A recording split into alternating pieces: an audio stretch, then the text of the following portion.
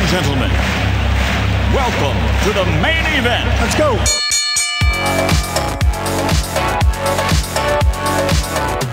Round one, fight. Thank you for tuning in to the Crypto Street Podcast. Here are your hosts, Killer Whale, Prince, and Crypto Dale. And remember to tip your waitress. Hey, welcome, Crypto Street Podcast, everybody. This is Crypto Dale, the favorite Santa Claus from everyone in Twitter land. Killer, what's good? Hola. Cold day here in Los Angeles. It is a chilly 50-ish, I think. It feels colder, though. It's a dry cold. Tell me this. Why do we always feel the need to tell everybody what the weather is? You know what? People seem to like it, Personally, though. I mean, I think it helps them like localize everything, you know? Because if they're listening in an area where one of us happens to be, they're like, oh, that's right. It was freezing here lately. It's just like a little thing. So let's go to Prince up in Canada land. Prince, what do you got? It was a pretty nice day today, only about minus 15. Truck started just fine. Wasn't sliding too far around the roads. You know, it was pretty good traction. It was good. Visibility was good. No big complaints. Just another day. Well, we had here in Iowa, we had a little ice storm yesterday. Yeah, it was all right though. And then today, it snowed a little bit this morning, and looks like we're gonna get some more snow Thursday, Friday, Saturday. Yeah, right on. So I'm gonna be playing polar bear this weekend, and I'm hoping is that this storm avoids our guest, CryptoGat, my man. What's going on, man? Hey everyone, how's it going? What's up? Going? How about yourself? What's good out in Bravado land? It was a rainy, shitty day out here. It was nice though, isn't it? Or was it cold? It's not cold like in Canada, but it's like a 30, 35 and raining. It's not a great scenery. Now, Prince, that's in Fahrenheit, by the way. You probably don't have to deal with the polar bears either, do you? No bears here. That's good. The wild Gas. Well, that's kind of how we start out with every guest. Is just tell us a little bit about yourself, when you got into crypto, how you got in, et cetera, et cetera. So the full story, everyone for some reason thinks I'm an OG now, but I've really only been in crypto since May. I ended up getting into crypto because I was going to fail a class's attendance grade. So at my school, for the business major I was in, we had to go to a certain amount of guest lectures or like guest seminars, and I missed too many of them. So I had one more chance to make it up before I failed the 1-credit class. And no other than Ripple master Brian Kelly was speaking at my school. The CNBC guy, if you don't know him, he is the #1 pumper of Ripple. And I went to his seminar, and the seminar was about cryptocurrency. And this is like May 2017. A lot of people had just gotten in off of Ethereum and really made a lot of money riding out Ethereum. And he just started talking about cryptocurrency for an hour, and I was listening. And the things he was saying, I went, this is either the craziest guy ever or he's really onto something big. So, I'm a little tech nerd. I started to research into blockchain. This is June of last year.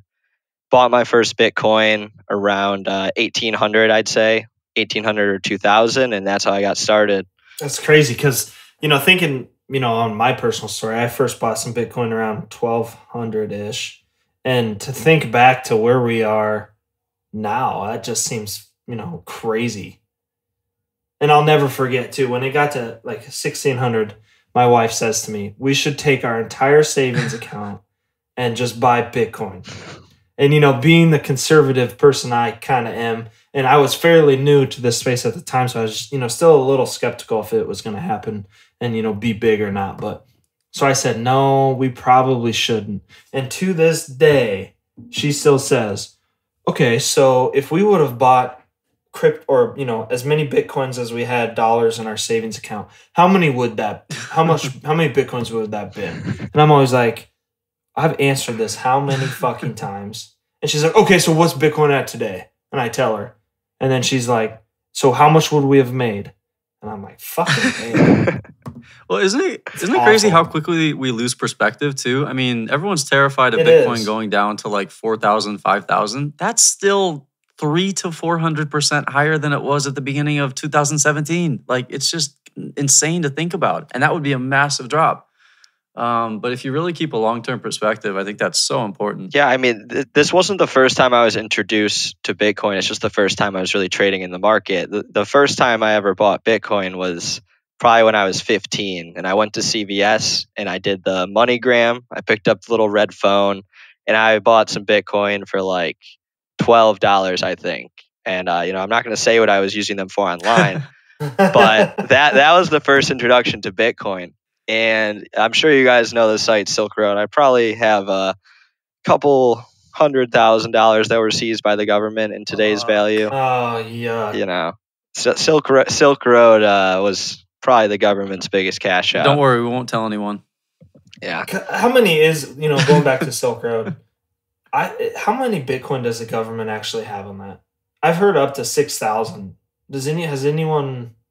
I don't know. I know they sold a bunch, like way below the current market price. Where that was, I want to say it was like 2,000 range, but it could even have been like 600. I think it's somewhere in that high hundreds. Or yeah, they had a public auction, and the going price was 600 per Bitcoin. I can't remember how many they had, but it was well in the tens of thousands, I think. Oh my gosh. And it's funny because everyone turns around and they're like, see, the government's fucking idiots. If they just held all the Bitcoin, it'd be worth so much more nowadays. Like, yeah, okay, government can be stupid, but easy there on the revisionist history. Yeah. So, Gat, where do you, we're kind of, some people are saying we're a couple of weeks away from alt season. But I've been hearing this now for a solid 5 months about.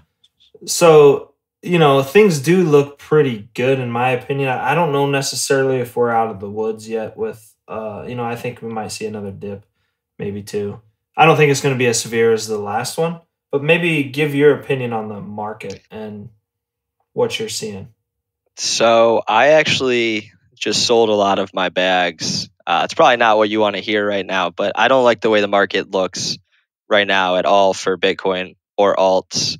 Since the initial drop, we've been waiting for the bear trap, and this really or the bull trap, sorry. And I think this actually is the bull trap because 4 days ago, everyone was saying we're dropping to 3K, we're going to retest 6,000. And now everyone on Twitter is saying 13,000, 15,000, all these crazy numbers. Like the sentiment is there. I've seen 50,000 a few times. Yeah. I mean, I still think we're going to hit 50,000 this year, but right now we're not out of the downtrend. We didn't break the downtrend. We just got rejected at 11.5. Mm-hmm. And so I actually just cleared out a lot of my altcoin bags because the way I see it, there's two different situations that happen. Either Bitcoin breaks through this resistance and confirms a bull trend. We'll probably break out to like 15K. Whenever Bitcoin runs aggressively, altcoins, in terms of USD, they go up, but you lose your Bitcoin value. So I would lose Bitcoin value there if we do break the resistance. On the other hand, if Bitcoin does what I still think it's going to do and retest 6,000 or maybe even drops down to 3,000 or 4,000, the whole altcoin market's going to die as well. Mm-hmm. And so I sold a lot of my bags today just thinking there's really just no positive play from altcoins right now. Yeah. Oh, I'm with you. I saw a good chart today on Twitter, and it was just eerie how similar it was in the market structure. And it kind of just goes to show how cyclical everything is in this market now. It was Coin Imperator. I don't even know how the hell to say his name. Imperator? But it was a good, Imperator. Is that it? Like I don't know. I could be wrong too. Like, frick. Whatever. Anyways, it was a good chart. So he overlaid it pretty much from going back to 2013 during the market crash down. And then he's overlaying it to our current downtrend that we've been in. And it's just ridiculously on point at the moment. So, and if it is on point for the whole thing, yeah, this was our bull trap. And, we would go down and probably see the 4Ks and then go into an accumulation zone if it plays out, right? So, and this is just kind of like a fractal situation, looking at a past market cycle. But right now it's pretty on point. So yeah, I mean, I'm just looking at it from a risk reward perspective. Obviously, since I entered in May, I've had a lot of success, especially at my age. I'm not where I thought I would be. 8 months ago if I was looking into the future. And so at a point of risk reward right now is just the first time I'm really pulling out. This is a no trade zone for me. I'm moving mostly to USD and Bitcoin because, if it plays out and we dump a little bit and we retest some support and then we bounce and break through, I can always re-enter the market. I have all my research and coins that I want to buy. I don't care if I miss the bottom. Like, I have no problem trading the middle. Yeah, that's smart. And I think it's largely dependent on which coin too, because there's so many more legitimate projects than there were in 2013, where I agree completely with what you were saying, Prince. It's like, I look at the charts too, and I'm like, this looks exactly like the top in 2013. Like, it's going down the same way with the same velocity for the most part. The steepness of the slopes is right on par. But on the other hand, there's so much more smart money in it. I think there are way more people who think this stuff is here to stay. Fundamentally. But on the flip side of that too, it's like there are a lot of new people who bought in at 17, 18, 19,000, 20,000 or somewhere above 15, where they're going, holy shit, like I knew this was a scam, I shouldn't have bought, So it's like the weighing of these masses, of the people who really buy into it or are in the process of buying into it, and the people who are just getting in and they're just like, damn it, I knew I bought the top, so. That's, the market is pretty vicious. It's always been vicious from, back in history to when there's a market. It's a wealth transfer, right? Shifting money from the masses to the few is usually what a market does. And, typically you got to see the people who get in near the higher points really get shaken out, or, having their confidence just completely like, why did I do this? This is a scam. I know it was a scam. I was just being a retard, like you need to get to that point almost. I think they call it the depression point. Honestly, I think if we look at that, we still got a ways to go, I think. There's still Do you think those people are shaken out at all already though? Because we're still talking like a 50 to 60% dip in Bitcoin, peak to trough. That's real scary. So I could imagine that shaking a lot of people out. Yeah. I think, the average Joe probably did get hit pretty hard by that. And I think we saw some videos. I feel like they're starting to buy again. And that's why there's going to be even a bigger shakeout. And then the other thing I'm looking at in the market is really the technology is not ready. If you look at almost any roadmap, there's nothing major coming out until like at least Q3 of this year. So aside from hype, there's no reason for projects to be breaking out. Yeah. So let's ask this. I know a lot of people are thinking that are listening this. Are you guys, if you're selling, leaving your alts and going to USD or Bitcoin, are you selling at losses? Or, if you're, maybe talk a little more on your strategy on that, Gat.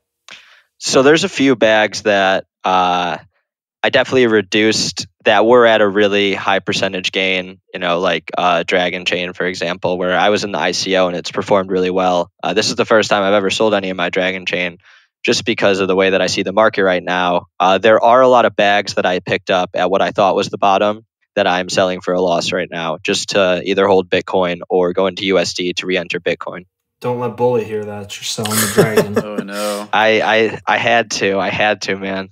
Are there any alts that like you think are actually still, maybe you don't want to say, but are there any that you really do think are still a good value? There are some that I still think are really good value, but in terms of market cap, most of these coins are extremely overvalued. All the value in it is really speculative. And again, they don't have any updates coming out for multiple months. This stuff takes a lot of time to develop, and really even the development's not the hard part. You have to test it and make sure it's ready to go to market and be adopted. Something Tezos is going through right now. Hate to bring it up, but it's like just delay after delay after delay. And I get it's part of writing software and it's a hard thing to do. You have to like really test it the hell out of it, when you have something near a completed project. But at the same time, it's like if you keep delaying and like you keep delaying your delays, maybe like, space it out a little more and go, hey, we're going to be done in 5 months, not another 2, another 2, another 2. And that's kind of frustrating because you would think, of all people who would know, it would be the lead developers and the people who are actually working on it. But it just goes to show, nothing's a given. One thing I've noticed, especially in the technology world, just kind of observing, is a lot of these developers tend to be a bit overly ambitious with their targets. So, you'll see it where our projected launch is here, and then, it gets pushed back a month because they were too ambitious. I find that it's almost like, it's one of those things I've almost kind of come to expect a bit when watching this stuff, which... Yeah, I it's kind of akin to me to like, we've all been there like cramming for an essay or a test in college where it's like 8 o'clock rolls around and you're like, yeah, well, if I bang it out in 4 hours, I'm asleep by 12, right? And then like 9 o'clock rolls around, you're like, yeah, bang it out in 4 hours, I'm asleep by 1, right? I'm cool. And then like you start it at like 10, you finish, like fast forward, it's like 6:30 in the morning. You can't stay awake. You're like, how does this take so long? You're just looking up sources and jacking bibliographies from Amazon or, oh my God. It's a nightmare. I just got out of that. That sounds exactly like my last 4 years. I've always done my work at night best. And so I was the guy that like, yeah, if I start at 10, I can be asleep by like 4:30 and I'll make it to my test at 11, no problem. Yeah. Another thing too is like teachers always like, don't cite Wikipedia. I cited Wikipedia for every essay I ever wrote in college. Well, I didn't cite it, but what I did is I just used Wikipedia, and then you find a textbook on Amazon about your subject and cite the textbook. Because the teacher's not going to look it up and be like, oh, page 86. Nope, doesn't say that. Right. Fail. One thing I like to do is use the quotations or the referencing on Wikipedia. Then I'd go to their site, the site that they got the content from, and then I just quote the site. That's good too. So yeah, same idea. I mean, just coming out of college into this transition, I guess, into the real crypto world. I can't even call it the real world. College is such a joke right now. I mean, it is such an absolute joke because every assignment that you ever get is online already. And there's just, totally. It's not even, you don't have to do assignments anymore. It's just like, how do I make it look like I didn't copy it perfectly? Yeah. Like Course Hero? Yeah, Course Hero. You have Chegg answers. You can literally buy solution manuals offline or download them really easily. And it's such a joke now. They need to fix the college system. There's so many things wrong with it. I mean, tuitions, textbooks, let's talk about. I mean, the college textbook game is one of the most lucrative things you can do. Like you put out one edition and then you make like a 2-paragraph change and then you can recharge full price for it every single year just because you like changed an annotation or something. It's such a fraud. And then they stop buying them back too. Oh, yeah. Or they give you like $10. Yeah. It's like selling a game back to GameStop. You're like, I bought God of War yesterday. You're telling me it's worth $10 now? Like, yep. And then they turn around and, charge that $10 book that they gave you $10 credit for $100. For sure. It's ridiculous. I think like this kind of, I kind of feel like that plays into crypto. There's this like rebellion of like the normal system, It's like, because it has really enabled a lot of people to do things with their lives that they haven't been able to or wouldn't have been able to for any reason. It's created such freedom and wealth. I think it's gonna be interesting to see how that plays out when all these people who have this newfound freedom can really feel free to speak their voices and, be honest about their opinions and how that translates into society a little bit, I think. I mean, even the Amazon CEO, Jeff Bezos, was just saying, like, you don't need a college degree anymore. And I just went through it. Almost nothing that I'm doing now is any experience from college. There's 3 classes that I'm using from my 4 years of college, and they were the 3 that I hated the most. It's just, and I have a background in computer science and business, and almost none of it is relevant to anything that I've done. Yeah, exactly. And you like basically studied these in college. I mean, close to it. Exactly. Hey, so Gat, one hot issue right now is this whole cryptos all-star thing. Comes out today that someone bought the site, right to the site, everything from the owners or whatever. What's your take on the whole deal? When I first saw Crypto All-Stars, I thought it was a cool idea. It was obviously not meant for profit. It was just meant to be something fun. As soon as I saw it, I bought someone and I sent them a picture and said, look, I own you now. And it was like 0.01 Ethereum. It wasn't a big deal. I just think that the way they set it up with the exponential price increases was poor design. And then obviously it got some bad feedback. Mm-hmm. If they would have just made them increase by like 0.01 Ethereum every time, I don't think we would have run into the same issue that just happened. Yeah, I agree. I was thinking that from the get-go too, that the system was unsustainable. I thought it was a really cool idea. I think it's sad to see a lot of the drama taking place with it now. I don't think Crypto All Stars was ever a malicious thing, but I think people are kind of retrying to paint it as some attack on the community and, oh, they're trying to steal innocent people's money. And I didn't see it like that at all. I mean, problems with the structure completely aside, to give it that kind of motive and that narrative, I think is false. And I think you're seeing, I mean, obviously we don't know the whole story and yet all that and yada, yada. But some of these attempts I see, I just want to comment on for like doxing people and trying to ruin people's private lives. Those are completely out of line. And I think if you do that on Twitter, then fuck you. You're a bad person. I mean, this stuff is, yes, it's real money, but this is not a malicious thing. So I want to, echo what you said too and reiterate that I know one of the guys behind it, and I don't ever think, he would maliciously try and do some of the things that people are claiming. And I do agree that it was set up pretty, I wouldn't have set it up that way either and would have done some other things different. But, when I first saw it, I thought it was cool too and didn't really realize, the full, didn't realize how the price doubled and whatever the case may be, and was kind of pumping it for a little bit. Then all of a sudden I pull it up and my card's like 8 Ethereum and I'm like, whoa, what the fuck? I'm not even worth 0.08. Dale's on the street corner, just like, anybody looking for that crypto Dale, that rare crypto Dale? Oh man. Then I felt bad and was just like, who the hell in their right mind owns me? I'm curious to know who has my card. Who's bag holding me? I do. Dude, if people can't get their cards, you're going to see this shit start popping up on like Craigslist, eBay. Like, even if it's just like memes, just like rare crypto Dale for sale, first edition, one of a kind. Check it on the blockchain. Rookie card. See, that's what I was excited for. I thought it was going to, flourish into something like a crypto trading card game. I thought this was going to be the next Yu-Gi-Oh! Yeah. But it just kind of took a turn south. I'm excited for that. Dude, I loved Yu-Gi-Oh! When I was a kid. Yeah. When I was like 8, I went to Yu-Gi-Oh! Tournaments. There was nothing better than that shit. Shut up. Did you really? Yeah, I was a little kid, I'd still go to them today if it was hype. Yeah, so I was like an avid Pokemon card collector, as much of my generation was. I'm in my upper 20s. And I remember I went over to my cousin's place one time, and this is when we first like discovered that each other like knew about Pokemon cards. And I was like, show me your Pokemon cards. And like my cousin was younger than me. And I just remember I just like did shitty trade after shitty trade and just like robbed him of all his good cards. And like, I was like, no, this one's going to be real rare. Like, trust me. I'm talking this like. This one's going to be real rare. Yeah, that's what would happen to me at these tournaments. I went to these tournaments and I'm like a 7 or 8 year old kid and I was playing against 30-year-old dudes. And I didn't understand. I didn't understand how some of my cards worked. So I'd be in games and I'd be winning, and they would explain to me that I'm like playing my cards wrong or I'm playing the game wrong, and I just believed them every time. And I was getting scammed as a child. I will say I don't feel bad because this same cousin, we played RuneScape together and we lured somebody into the wilderness one time and got like a shitload of loot. And my cousin saw the loot because he did more damage, and like he gave me like an 1/8 of what he was supposed to give me for my cut. So I guess karma worked out.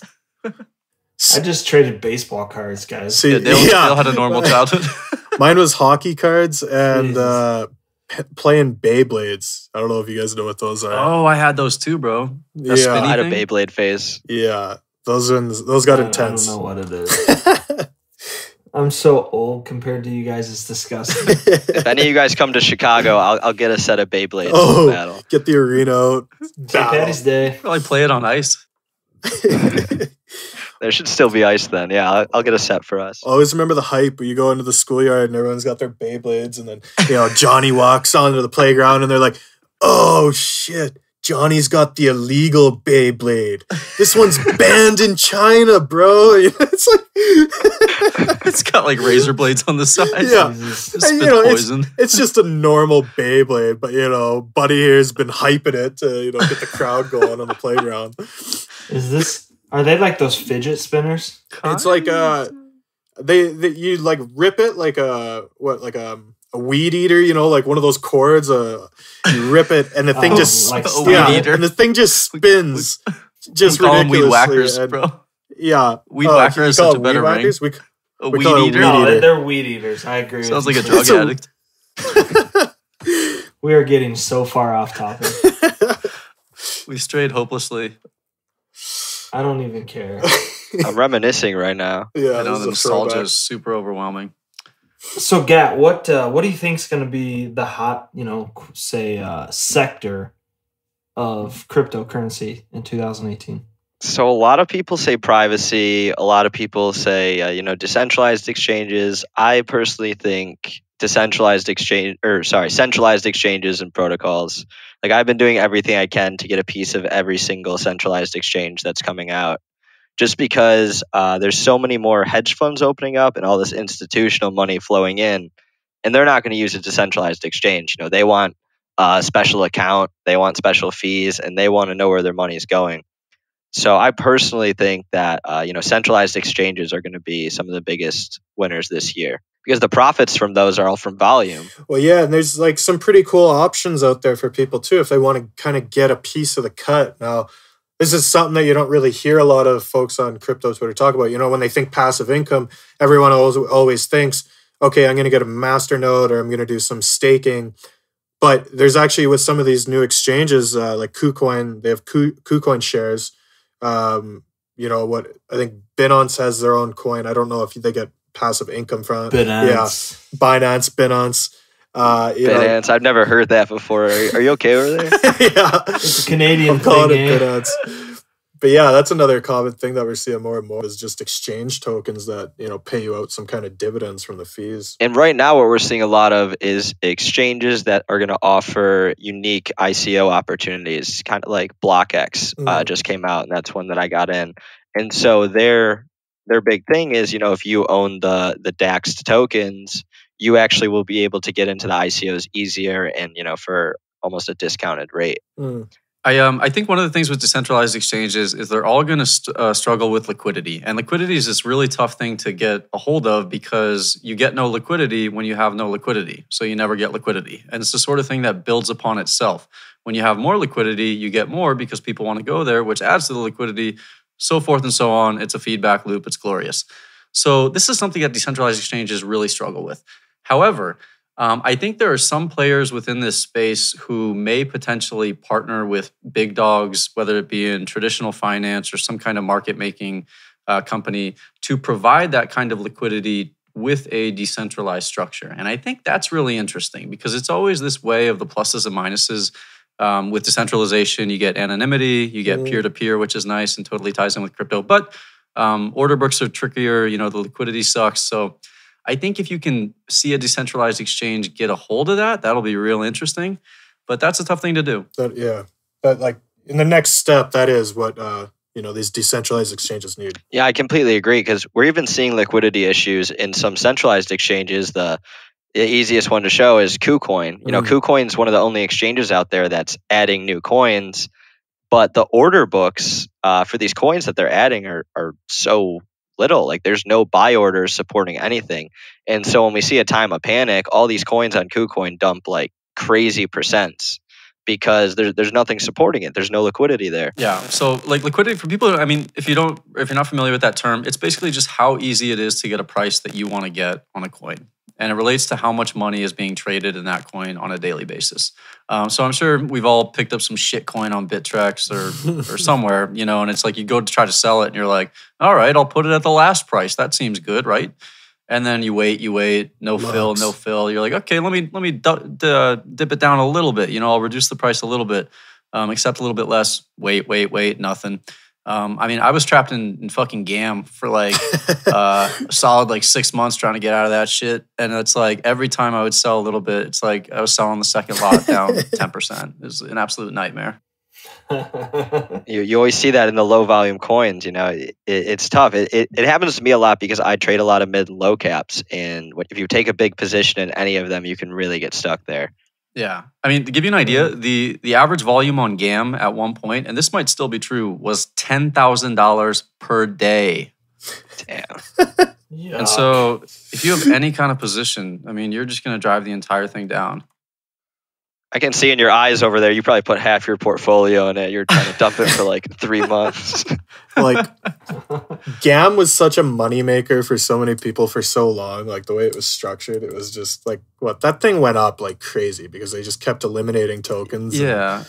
But the thing is, they kept burning so many tokens that their liquidity just got completely shot. And it's like, you can't do this forever. I mean, think more than a couple months in the future. It's like, and I mean, GAM wasn't all. I think it still might go higher, but it just has so little liquidity. I would never buy back in because the thing is literally not tradable. Like, is it still on Bitrex? Like, I think it is. Yeah, I haven't looked at it in I think I dumped my like, final amount like a few days back or something.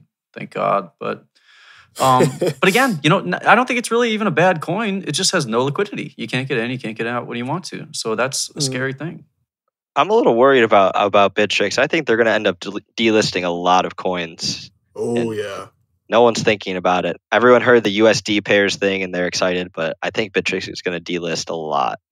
Well, yeah. We're already seeing like there's more and more now, and they're not really openly announcing it. It's kind of just like on this little announcements page on their exchange, whereas but before we used to get tweets and all this about it. Now it's not like that. And we're seeing more and more coins are getting delisted. And I think, yeah, like we're going to see it a lot. Yeah, because Bittrex was like the easiest place to list for a long time. I mean, they had this mass inflow of people from Poloniex when Poloniex was having their issues, and they were listing coins left and right. People were loving it. And I think they're starting to really get concerned about the securities issue, you know, and I think Bittrex is very government friendly. I think you can see that with the increased KYC. Yeah. Well, and they're based in the U.S., right? So they got to really make sure they play things properly. Yeah. If they want to have any kind of a future. So. Yeah, they're one of the only exchanges that I even know of in the U.S. I think Gate.io is in the U.S. as well, but you can see with what they said, the U.S. regulations are just going to get more and more strict. Yeah. Yeah. Well, even I think Poloniex is in the U.S. too. Yeah, it's a Delaware company. Yeah. So really, I think like those are. When it comes to altcoin exchanges, that's about it, really. Yeah. And then you got Binance and you got Kraken and Coinbase, and that's it, really. Otherwise, Kraken is horrendous liquidity. Oh God, yeah. Don't use Kraken. Yeah. See, it's crazy. The time I joined crypto, I never even had a Polo account. It was Bittrex, everything for me. That's insane to me. Me too. Yeah, what's the other one that starts with a B? Prince, looking at you. B. Right, it's something like sounds like finance or something. Binance. Oh my God. Starts with a B. Binance or Binance? Tomatoes. Binance. All right, let's move to Bullish Bearish. Unless you guys have anything else for GAT. Let's do it. No. Let's do it. All right, so GAT, what we do Bullish Bearish. We pick about 4 or 5 coins, tokens that I say we're going to do a little different tonight, though. We're going to do 2, and then each of you guys are going to pick a coin that you're bullish or bearish on. So obviously we're going to just do the 2 biggest ones, Bitcoin. Well, let's do a 2-3 week window on this if you're bullish over the 2 to 3 weeks. So let's currently on CoinMarketCap, Bitcoin is at 11,181. Are you guys bullish or bearish on it?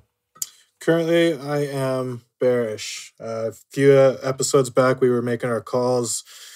I wanted to see about 12K. We got pretty damn close to 12K, and I am happy with that. So I have now cash on the sidelines. I have a fat short open on Bitmex. So I'm thinking, I'm thinking we go down a bit, but hey, I could always be wrong, and I could just look like an idiot, right? Yeah, I would go bearish as well. I was bullish up until today, but like Gat mentioned before, we got rejected trying to break out of that flag or wedge or whatever you want to call it to the upside, right around 11.5 or 12,000. So I think at this point, if the pattern holds, it's going to go down to roughly 7-ish range, I think at least. And so I mean, it pains me to say, but I got to go bearish short term. I got to go bearish as well. Short term, I think that around 9,600, 10,000 is going to be a big testing point. Luposhi today said that if we break 10,000 again, that's the last time that you're going to see it.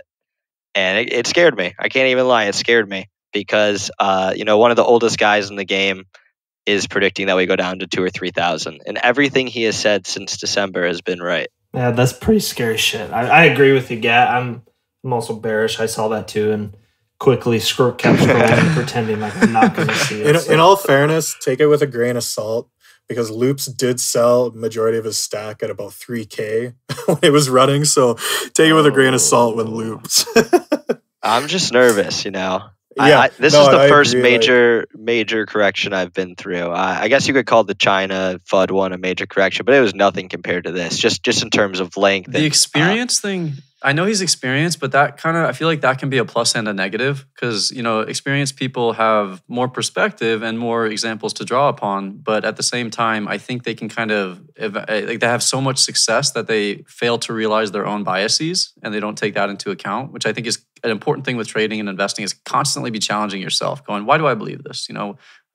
Is there something in my character or something in my history that makes me believe this more than I should? Or I'm not saying that's at all the case, but just touching on that quick. Well, you bringing up that he sold his stack at around 3,000 actually makes it more fair judgment in my opinion. We just saw the CEO of the founder of Litecoin sell all of his stack just because he wanted to be. Who knows what he actually did, but he said that he wanted to be unbiased in what he was doing with Litecoin. And so, when you have no connection to it in a monetary way, it almost gives you a better view because you have no emotions that are swaying your opinion. And that's why a lot of people, couldn't accept the bear trend because they had so much Bitcoin and they just saw it go up so much. Yeah. Well, yeah, it's you just get so complacent. That's the scariest part about these massive bull runs. And it happens to everyone. We just get complacent. We get like, oh, this is just normal now. Anytime there's a bull run, you're looking like, oh, I should short it here. This is the top. This is the top. You don't ride it out. Then anytime, there's a bear run, you're like, this is the bottom. I'm going to long it. I'm going to long it. It's so hard to just stay in tune with the trend. Yep. Yeah. Very true. Next one, let's do Ethereum before we move on to you guys. Currently at around $900. You guys bearish, bullish? Gonna say bearish because, well, for one, Bitcoin is king. It's gonna run the market no matter what, in my opinion. So if Bitcoin's going down, everything else is gonna get hit by it. Ethereum is not out of that ballpark either yet, unfortunately. It's big, but it's not big enough. And I'm kind of interested to see how this whole Venezuela petrocurrency is gonna turn out. They're doing it on the Ethereum chain, and now by doing this, they're kind of just bypassing the central banking system and all of that. And this is something that's really kind of new, and it could seriously piss off some government forces, some authorities, those guys out there. So how that could end up translating into what's going on with Ethereum, to me, that's an interesting case to look at too. Are we going to see Ethereum maybe be under some scrutiny because of this? Who knows? So there's a lot of question marks. I'm kind of bearish right now. I'm going to go bullish, actually. I think on the US dollar chart, there's an argument to be made that a pennant is forming. I think on the Bitcoin chart, there's an argument to be made that it broke upwards out of a descending triangle, which can be super bullish. So I think both of the charts actually look pretty good. I think when we had that big crash, a couple months ago or whatever, I think Ethereum still held fairly well in that. And by fairly well, I mean down like 35% versus 60 or 40% versus 60. So it's all relative. But I think they have plenty of challenges ahead. But I do think Ethereum, and somebody mentioned this on Twitter, I think they have pretty much one of the best brands in crypto right now. I mean, Bitcoin is obviously a gigantic brand. Everybody knows about it. But, you have some questions about, arguments of scaling, and that stuff's passed largely. But I think Ethereum is like what new people to the space think is the end all be all. I have to go bearish on Ethereum. In my opinion, Ethereum's main use case is ICOs, and the Ethereum price always goes with how ICOs are going. And so we just saw this huge breakout of Ethereum when there was all the hype behind ICOs. Everyone was locking up their Ethereum because they thought all these ICOs would perform well. And now, a lot of the ICOs from the last 2 months are getting listed and they're underperforming extremely. It could be market conditions, but that's always been my judge of Ethereum. And right now, there's just too many problems with ICOs from, a performance standpoint and also a legal standpoint. So I don't think Ethereum is going to do too well in the short term. I'm a little bearish on it too. Not really have a feel for it. I just, on the whole market sentiment right now to me is just a little down. So I'm kind of bearish on everything overall, maybe. So I guess that falls under that. So Prince, what do you got for us? Bullish, bearish on what coin? I guess I'll talk about Ethereum Classic. So obviously, I think a lot of people have been playing the airdrop that is approaching at the end of the month here, start of March. I actually sold off a good chunk of my holdings today. I'm having a hard time with it because, for one, obviously, Bitcoin is going to run the show. And I don't care how much things might look cool, it's still going to run the show. And this airdrop is tricky for me because anyone who really does their homework behind it is going to realize that a 1-for-1 airdrop for Callisto based at the price Ethereum Classic is at really isn't all that much of a deal to be had. It's like, it doesn't really make sense to be trying to, flock in, push the price up, all this stuff, just looking at some of the fundamentals behind Callisto, the supply that'll be out there. So I think it's kind of a funny one to look at, and I'm going to be flipping rather bearish on it, which, I think a lot of people are expecting bullish, but yeah, I don't know how I feel about it really. I don't know. I don't like it a lot, but I still have a little bit, but Killer. Okay. If you guys aren't sick of me talking about this already, I'm going to talk about Tezos. So before I start, let me just say, I want this to be bullish more than anything. Okay. Trust me. But some of the things I see happening with Tezos are just so amateur, so Bush League, that I'm really starting to question the leadership of this project. Not starting. I mean, I'm just questioning all of it at this point. The most recent drama with Tezos was Kathleen Brightman, the CEO, did a talk at UCLA, I believe 3 days ago. We're recording this on Tuesday, maybe 2 days ago, a couple days ago this past weekend, where she said that they are planning on going rogue and releasing the code without the support of the initial foundation, which has been out to lunch, not doing anything, big infighting. So she says they're going to release the code in about like a few to 4 weeks. So all of a sudden the community, which has had no positive news forever on this thing, is just head over heels. I remember Prince sent me the message and I was like, oh, are you kidding me? Like, oh my God, there's a light at the end of the tunnel. And in typical Tezos fashion, her husband, Arthur Brightman, comes out within mere hours and says, oh, it was a misquote. She didn't say that. So given their history of, somewhat misleading public statements and just kind of saying things they shouldn't, I saw that and I was like, that doesn't sound right to me. I'm going to look into this because Kathleen kind of has a history of saying things that perhaps aren't the best thing to say as the CEO of a multi-billion-dollar project. So I look into it and eventually the audio recording comes out and she said pretty much exactly what it was quoted as she was saying. And I just don't get how they think that this is not going to come out and it's going to look stupid and they're going to have egg on their face. So I'm pro this plan to go rogue, but don't broadcast your intentions like that. Don't tip your hand. I mean, a project with this much money should have a killer PR team that never happens, that never does any of this. I mean, they should control the public narrative in totality, and they do not do that at all. So I'm going to go bearish. I just think the leaders, from the foundation head Gevers to the founders, the Brightmans, I just see so much incompetency. And I hate to say this. I think the project has a ton of potential from a tech standpoint, but it's just goof after goof and screw up after screw up. And it's like they never learn. I don't get it. Is there anything left for them to shoot themselves in the foot with? I don't. I'm running out of things. And they don't even get it too. Like you talk to them and they're just combative. Like they don't even realize that they're screwing up. That's the most concerning part.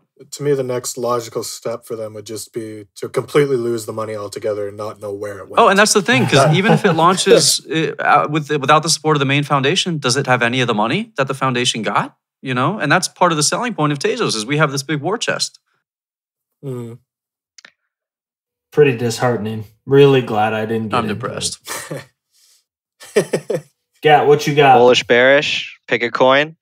Yes, sir. I'm going to go with my new favorite, Polymath, and I am bullish. If you guys don't know what Polymath is yet, it is basically going to be the first platform to offer security token offerings, which means, again, another reason I'm bearish on Ethereum, a lot of these ICOs are actually securities, which means it's illegal, essentially, what they're doing in the ICO.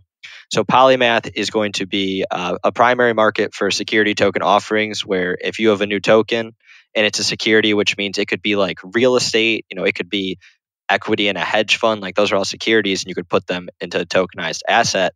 They're going to give you a way from start to finish to create your token and also trade it on the secondary market. And so, it's only going to be only accredited investors, if you're in a country with strict regulations, are going to be allowed to use the platform, but they're essentially going to be solving all of the ICO problems right now.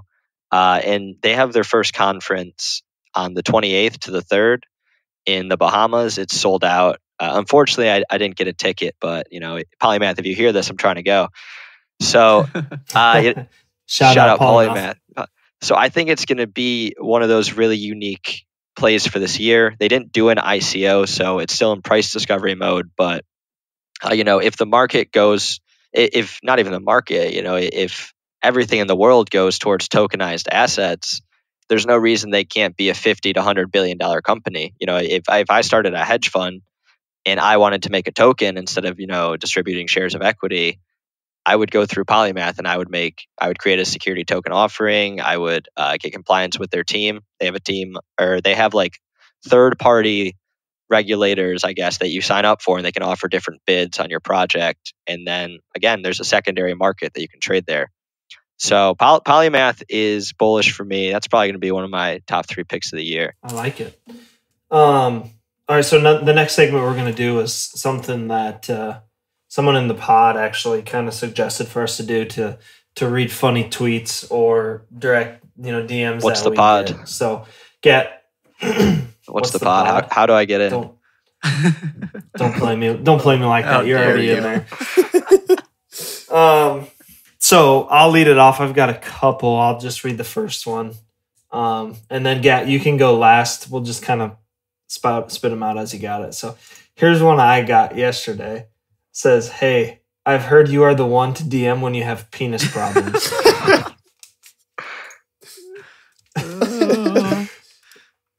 So are you, Dale? No, that is not true. I was just going to say that. No. Do not email me. I know a couple of you dicks in the pod had said on Twitter that you messaged me some rashes or something and I diagnosed it for you. Well, that is not true.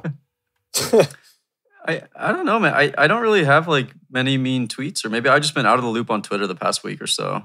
I got to dive into my DMs a little more. Oh, I'm scrolling through my DMs right now. I used to get the craziest. I used to get the craziest stuff. I think since we started this segment, people are like, "Oh, even though we don't say the names, people are like, "Oh shit, I do not want to do this." I have one guy who keeps like linking me tweets from browsers. He just like forwards them to me, which is just really weird. I don't even know what to say to it. I don't reply. It's like, man, like stop, But I don't block them because it makes me laugh sometimes. But I had another person tell me I'm an idiot because I don't know how to say Binance. It sounds weird when you say Binance. I don't like it. Yeah, don't ever say it again. I like Binance, but anyways, someone called. They had to let me know I'm an idiot because of how I pronounce it. So that was good. Otherwise, it's pretty tame. Here's a good one I just found. Oh, I just lost it. Okay, I said Dale. It goes Dale. I like podcasts. You make me pee pants. I would say, the vast majority are positive too. Like even just like scrolling through them right now, like almost all of them are like, "Hey, like thank you so much. Like love what you guys did." It's like nice, Yeah. So people are not all bad. More recently, mine have been extremely positive, but back like October and November, I was getting some hate mail. I'm trying to find them right now to pull them up for you guys, but I'm digging deep in the DMs. It is a strange phenomenon to me, which is like, I'm sure people with any kind of presence on Twitter have found this. It's like you get certain people who just have an axe to grind, and they, for some reason or other, they just do not like you. They don't like how you speak. They don't like how you look, whatever it is. And like they make it their mission for a brief period of time to just sabotage all your tweets, and just comment bullshit on everything you type. It's like, it's so strange to me. It's like, I guess it's kind of entertaining, but get a hobby. Hey, Gat, you remember that dude that started stealing your charts a long time ago? This guy, if anyone doesn't know the story, so a couple of months ago, there was this guy that I found that was stealing all my charts for like 2 or 3 months and posting them on his Instagram. I think his name was Crypto King or something. Yeah, it was. And, it was. I looked at his Instagram and there was like 2 months of my stolen charts. And it's like, everyone knows I'm not great at TA. These charts aren't that impressive, but this was like September and October charts where I was drawing like a trend line and I would say, this looks good. I just bought it. And so I called him out, and I think there was like 200 comments on it in a matter of minutes. Like I felt like I destroyed this guy's life. The power of Twitter is really crazy. You know what though? I haven't seen him tweet since you did that. No, he's gone. I even looked at him the other day. And the other thing is, in his profile, he had a link, and he probably wrote the article himself. He was one of the top 10 influencers on social media in the cryptocurrency space. Yeah. And I had never even seen or heard of this guy. Here, I'm just going to change the topic quickly. So this article from CoinDesk just popped out on Twitter 3 minutes ago. Apparently, Venezuela claims $735 million raised in their first cryptocurrency sale. No. Oh my. Right. Like 600 was government money. Yeah, if not more. I don't trust that that country more than I could throw. No. Sorry to our Venezuelan listeners. Just kidding. Yeah, we like you. We don't trust your government. I talked to someone from Venezuela about that, and they had never even heard of the cryptocurrency the government's trying to start. This was at the convention in Miami. There's a couple guys I met from Venezuela, and there's absolutely no talk at all about the government starting a cryptocurrency. And they kind of went on to tell me that it was probably going to be the biggest global scam shaping up of to be. 2018. That's got to be reassuring. Yeah. Yeah, I was like, I'll buy it. Scams pump harder, right? Take my money. All right. Well, if you guys don't have anything else, any parting words for the evening or morning, whenever you're listening? LA, stay warm out there. You'll probably be listening to this on Thursday. Why has it been so cold? Somebody fix it. Turn your ACs off. It's been warm over here in Chicago. Yeah, it was nice in Iowa over the weekend, and then now it's cold as fuck again. Prince, did you get a DM in the meantime? Yeah, someone called me a stupid Canadian gypsy. Just another day in my life. Just another day. Stupid Canadian gypsy. I believe they called you a stupid Canadian fucking gypsy. I feel like after this episode airs, I'm going to start getting some really weird Just send them DMs. to us. Just because they think, it's going to be a game from now on. Yeah, more material. Yeah, exactly. Thank you, everyone, for listening. Gat, thanks for taking time out of your busy schedule to chat with us, shoot the shit. I know. Thanks for finally having me. It's exciting. Yeah, that's something I wanted to touch on, too. We were purposely saving you for this episode. Right from the start, really? we had it all planned out. It's all calculated. They were like, don't worry, Gat's in the top 40. Oh, shit. Well, thanks again. I appreciate it. Had a fun time like always. So, everyone, tip your waitress. Take care. Peace out. Talk soon.